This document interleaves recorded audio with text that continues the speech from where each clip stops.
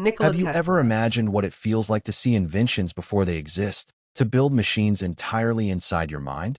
This is the story of Nikola Tesla's early life. Not the legend, not the myth, but the boy behind the genius. Nikola Tesla believed that invention was the highest form of human achievement. For him, creating was not work, it was survival. He didn't invent for fame. He didn't invent for money. He invented because his mind simply would not rest. But his childhood? It was far from ordinary. Tesla grew up in a family marked by both brilliance and tragedy. He had an older brother, exceptionally gifted. So gifted, in fact, that Tesla always felt he lived in his shadow. When his brother died in a tragic accident involving a horse, the emotional weight crushed the family. And young Nikola grew up carrying something heavy, comparison. He later admitted that he lacked confidence as a child. Imagine that. One of the greatest inventors in history, doubting himself. His father wanted him to join the clergy.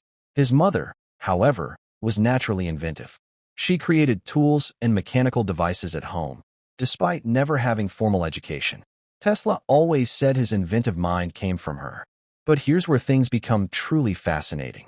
As a child, Tesla began experiencing vivid flashes of light. Images would appear in his mind, powerful, detailed, almost real. Sometimes he couldn't tell whether what he saw was imagination or reality.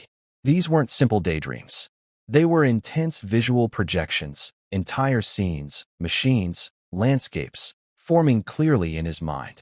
Instead of being afraid, Tesla did something extraordinary. He trained his mind. He learned to control the images, to sharpen them, to build machines mentally, test them, run them, fix them, all without touching a single tool. He once said that when he constructed a machine in his imagination, it worked exactly as it would in real life. No blueprints, no prototypes, just pure mental engineering. While other inventors experimented in workshops, Tesla experimented in silence, inside his own mind. But there was another side to him. He was sensitive, deeply sensitive. He was disturbed by certain textures, smells, even jewelry. He counted his steps. He repeated actions in sets of 3. He felt discomfort if patterns were broken. These habits followed him from childhood into adulthood. Was it obsession, discipline, or the early signs of a mind wired differently? Maybe genius and intensity are just two sides of the same coin. By the time Tesla was 17, his imagination had turned into purpose. He knew he would invent. Not casually, not occasionally, but completely. And what makes this story powerful is this. Tesla didn't stumble into greatness.